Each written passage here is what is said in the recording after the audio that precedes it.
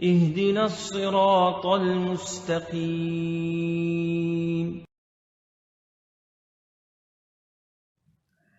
अस्सलामु अलैकुम वरहमतुल्लाहि वबरकातुहू। नहमदुहु व नुसल्ली अला रसूलिहिल करीम। अम्मा बाद, अऊज़ु बिल्लाहि मिनश शैतानिर रजीम। रब्बि इश्रह ली सदरी व यस्सिर ली अमरी वहलुल उक़दतम मिन लिसानी यफ़क़हू क़ौली।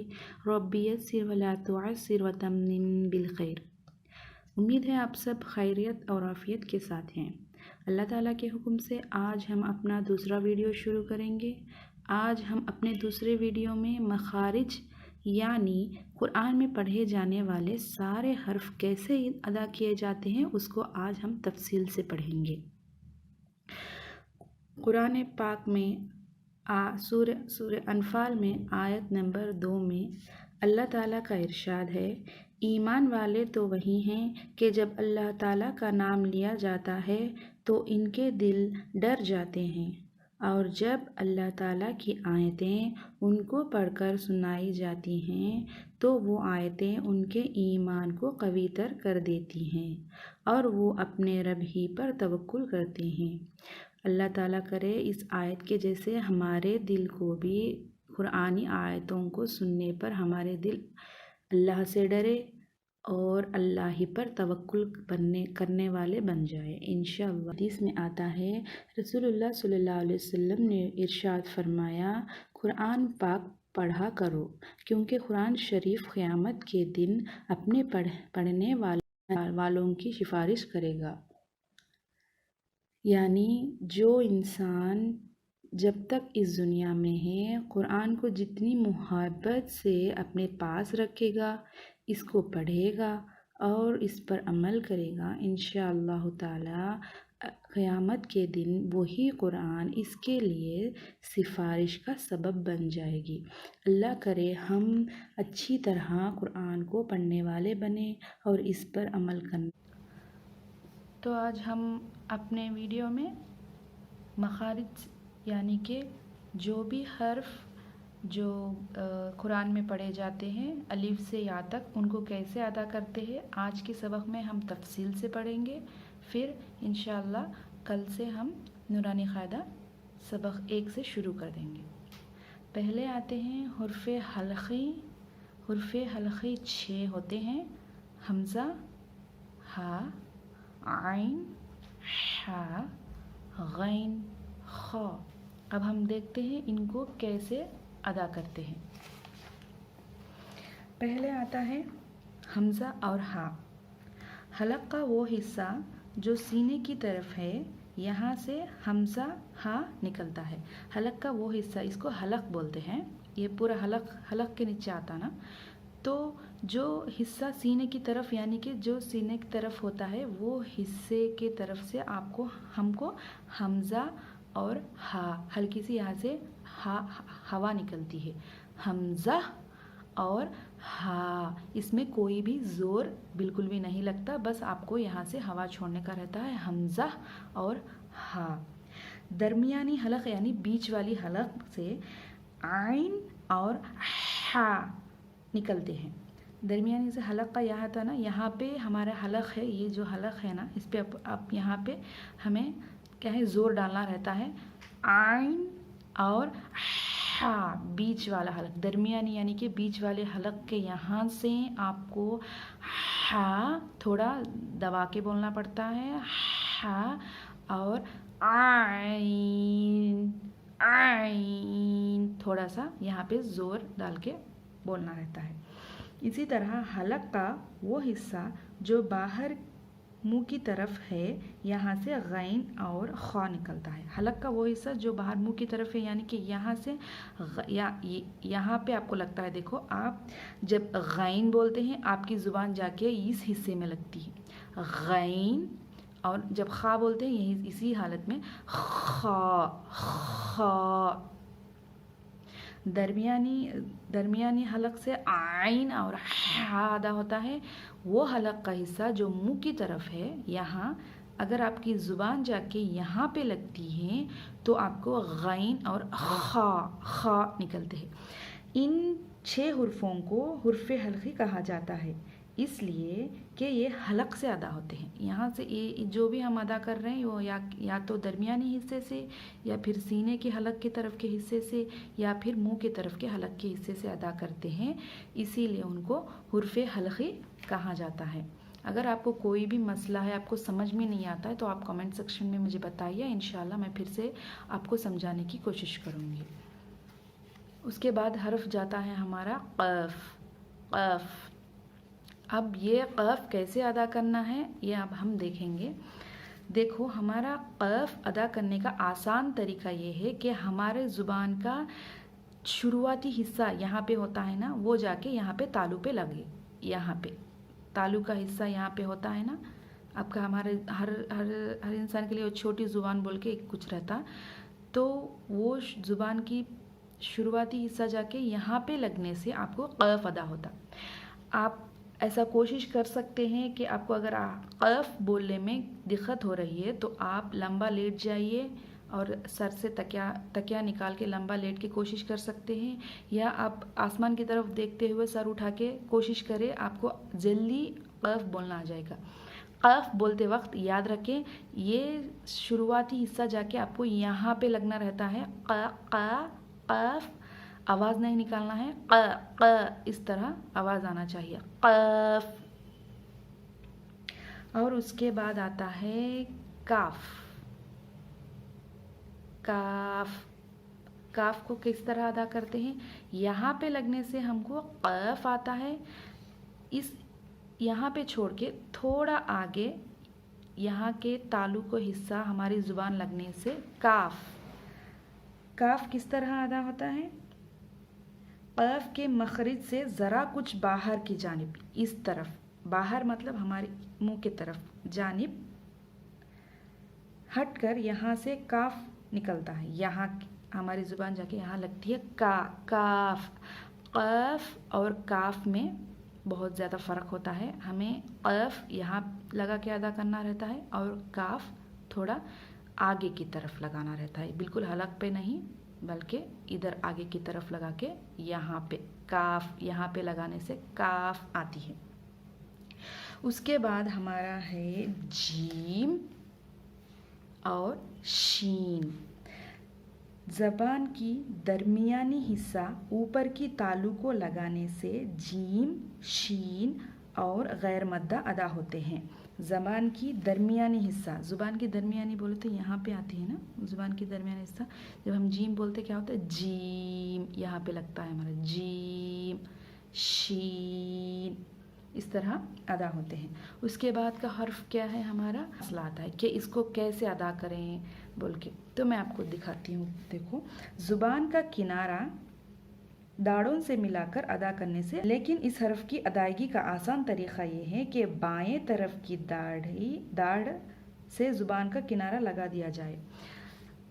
ये आपका दायां है और ये आपका बायां हिस्सा, तो आप बायां हिस्सा जो है इसको आप यहाँ और यहाँ लगे जैसा रखो, और थोड़ी सी ज़ुबान इस ऊपर वाले दांत से थोड़ी सी ज़ुबान बाहर होनी है और थोड़ा सा ज़ोर देके दौद बोलना रहता है। ये आप आसानी से तरीक़ा ये है कि आप दाएं नहीं बल्कि बाएं तरफ का हिस्सा लगाने की कोशिश करें, बहुत आसान से आप अदा कर सकेंगे। के बाद हमारा हर्फ आता है लाम। लाम को कैसे अदा करते हैं? ज़बान का किनारा ऊपर वाले दांत जो है हंसने से नज़र आते हैं ना हमारे दांत, वो उनको मसोड़े से मिलकर लाम, लाम, ऊपर वाले दांत ये और ये यहाँ से यहाँ तक, इन सबको हमारा जीभ लगा हुआ रहता है, लाम। ये जीभ का जो ज़ुबान की जो किनारा है ना, ये जाके यहाँ पे लगता है, तब हम शुरू करते हैं लाम। उसके बाद वाला हुर्फ है नून।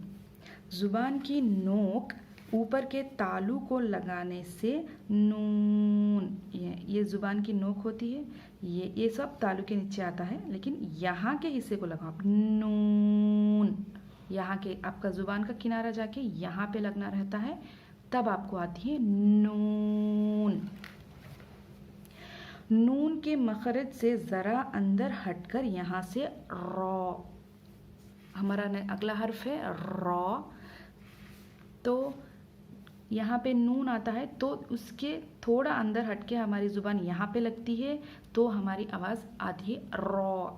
ये ज़ुबान का किनारा है, ये जाके यहाँ पे लगना रहता है तो आती है यहाँ पे लगने से रॉ रॉ रॉ। और रॉ को पढ़ते वक्त थोड़ा पुर आवाज़ यानी कि मोटी आवाज़ में पढ़ना रहता है। उसके बाद आते हैं हमारे 3 हर्फ ता, दाल और तौ। ज़ुबान की नोक और ऊपर के दांत की जड़ को लगाने से तौ, ता और दाल अदा होते हैं। आप ज़ुबान की नोक ले जाके यहाँ इस ऊपर वाले दांतों को लगाने से ता, तौ और दाल अदा होते हैं। लेकिन ता की सिफ्त बारीक होती है, उसकी आवाज़ बहुत पतली होती है। इसी तरह दाल की सिफ्त क्या है, नरम होनी चाहिए। दाल दाल ता ता और दाल पढ़ते वक्त हमारे होठ फैले हुए होना चाहिए ताकि उनके अंदर पतली और नरम आवाज़ आए। ता दाल, होठ फैले हुए मतलब इस तरह के जैसे हम जब मुस्कुराते हैं तो हमारे होठ फैल जाते हैं, इस तरह होना चाहिए। दाल ता। लेकिन तौ पढ़ते वक्त हमारे होठ आस नज़दीक होना चाहिए ताकि इसकी आवाज़ मोटी पुर हो जाए। तौ तौ ये जाके यहाँ लगता है लेकिन हमारे होठ फैले हुए नहीं होने चाहिए, हालांकि थोड़े बहुत गोल जैसे होना चाहिए, तभी आपको पुर की आवाज़ आती है तौ। उसके बाद आता है 3 हर्फ ज़ौ, ज़ाल और सा। इनको कैसे अदा करना है, ज़बान की नोक और ऊपर वाले दांत का किनारा लगाने से ज़ौ, ज़ाल और सा। इनको अदा करने का तरीक़ा ये है कि हमारी इतनी दूर या कितनी भी हिस्से की वाली जो ज़ुबान होती है वो हम जब सा, ज़ाल और ज़ौ पढ़ते वक्त हमारे सामने जो भी बैठे हुए होंगे हमारी ज़ुबान उनको नज़र आनी चाहिए होती है। तो हमारे जो दांत ऊपर वाले दांत है वो यहाँ पे लगे हुए रहते हैं। जब हम सा पढ़ते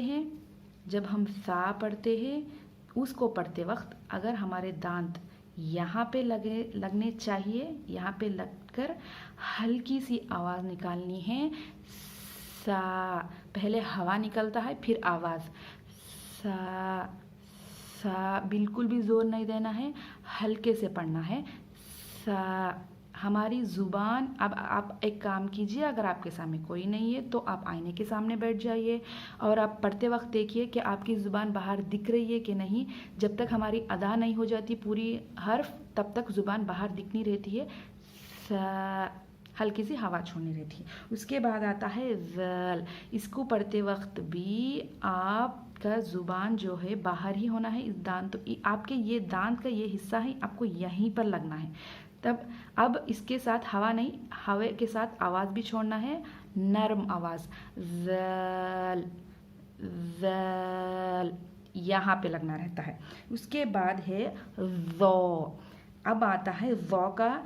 आप जब ज़ौ अदा कर रहे होते हैं तो आपकी सारी जो भी मुंह है वो बंद होके रहती है, लेकिन आपका ये हिस्सा बाहर नज़र हुआ आता है और आप मुंह भर के हवा जैसे आ जाता है। जब आप ज़ौ पढ़ते हैं तो थोड़ा ज़ोर भी लगाना रहता है। यहाँ पे आप दांत लगाइए और तो ज़ौ पढ़ते वक्त आपके ये जो दांत है यहाँ पे लगे हुए रहते हैं, आपका सारा मुंह बंद रहता है। पहले आप अपने मुंह में हवा भरेंगे, फिर आप ज़ोर डालेंगे, मुंह भर के आपको आवाज़ आनी रहती है ज़ौ। इसकी आवाज़ मोटी होती है। सा की आवाज़ नर्म होती है, ज़ाल की आवाज़ भी नर्म होती है, ज़ौ की आवाज़ भरी हुई होती है। इसी तरह हम अलिफ को अदा करते वक्त मुंह के अंदर की खाली जगह यहाँ से अलिफ निकलता है। उसके बाद हमारे हर्फ है, ये भी अक्सर गलतियाँ करते हैं, तो सौद, ज़ा और सीन है। इनको कैसे अदा करना है? ज़ुबान की नोक, जब भी देखो ज़ुबान की नोक बोले तो आपको यही चाहती है। ज़ुबान की नोक ऊपर वाले दांतों और ये नीचे वाले दांत रहते, इसके नीचे जो दांत रहते, इसके बराबर के जो नीचे दांत रहते हैं ना, वो नीचे वाले दांत, ऊपर वाले दांत और नीचे वाले दांत किनारों के दरमियान से सौद, ज़ा और सीन अदा होते हैं। सिफ्त सौद की आवाज़ पुर और मोटी होती है। जब आप सौद पढ़ेंगे, आप देखो आपका सारा मुंह है ना गोल हो जाता है, सौद। तो होठ थोड़े से गोल करने की कोशिश कीजिए ताकि आपको पुर यानी मोटी आवाज़ आए। सौद, सौद। ज़ुबान बिल्कुल भी बाहर नहीं दिखना है इसके अंदर। अगर बाहर दिखी तो आपके सौद में सा का असर आ जाएगा। आपकी ज़ुबान अंदर ही रहना है। यहाँ पे लगती है जब हम पढ़ते हैं तो दांतों को नहीं, अंदर के हिस्से में लगती है। तो सौद, हवा छोड़ते हुए सौद।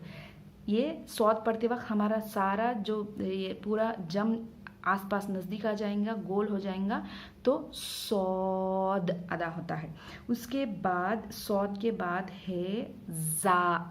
ज़ा ऐसे पढ़ना है कि हम जब अपने दांतों को, ये ऊपर वाले नीचे वाले दांतों को जमा के अपने सारे दांत दिखाओ बोल के ई बोल के बोलते हैं ना, तब इस तरह आप ऊपर के नीचे के दांतों को जमा दीजिए ई बोल के और शुरू कीजिए ज़ा, ज़ा।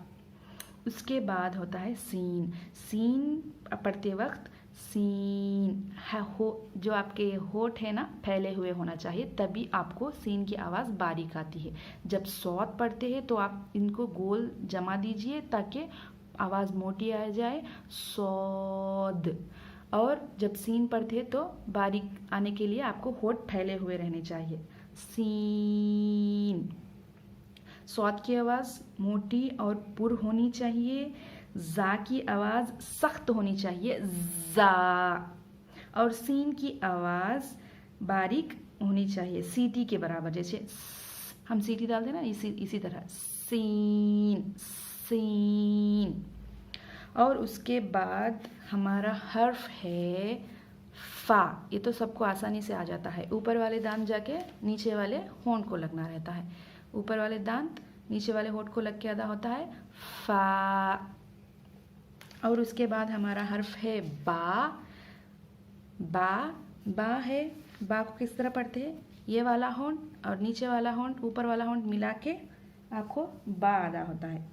उसके बाद वाला हर्फ है हमारा मीम। मीम भी इसी तरह ऊपर वाला दांत और ऊपर वाले होंठ और नीचे वाले होंठ मिला के मीम अदा होते हैं। अब आता है वाव। वाव को अदा करते वक्त ख्याल रहे आपके होंठ गोल होना चाहिए और दोनों होंठों को दोनों किनारों से, दोनों होंठों के किनारे क्या होते हैं? ये वाले दोनों होंठों के, ये ऊपर वाले, ये वाला किनारा ऊपर होंठ का है, ये वाला किनारा और ये वाला किनारा नीचे होंठ का है। तो वो दो किनारों को मिलाकर अपने होंठ को गोल करने की कोशिश कीजिए, मिलकर। और बीच वाला जो मिलाते हैं तो बीच में ऊ जब बोलते हैं ना हम, तो बीच में खुला रहता है और जो बाजू के लगे हुए रहते हैं। इसी तरह वाव, वाव, बीच में का हिस्सा खुला रहना है और वाव गैर मद्दा अदा होते हैं। तो वाव पढ़ते वक्त होठ गोल से शुरू होते हैं और होठ गोल पर ख़त्म भी होते हैं। वाव, शुरू भी होठ गोल से होना है और ख़त्म भी होठ गोल से होना है। इसके बाद या भी पढ़ते हैं। या पढ़ना अल्हम्दुलिल्लाह सबको आता है बेशक। तो ये है हमारे मखारिज। अगर आपको इसमें कोई भी मसला है, कुछ पढ़ने में दिक्कत हो रही है, तो आप मुझे कमेंट ज़रूर कीजिए, मैं आपको मदद करने की पूरी कोशिश करूँगी इंशाअल्लाह ताला। दुआओं में याद रखिए। इंशाअल्लाह मैं कल एक और वीडियो अपलोड करूँगी जिसमें हम नूरानी क़ायदा शुरू करेंगे। अस्सलामु अलैकुम वरहमतुल्लाहि वबरकातुहू।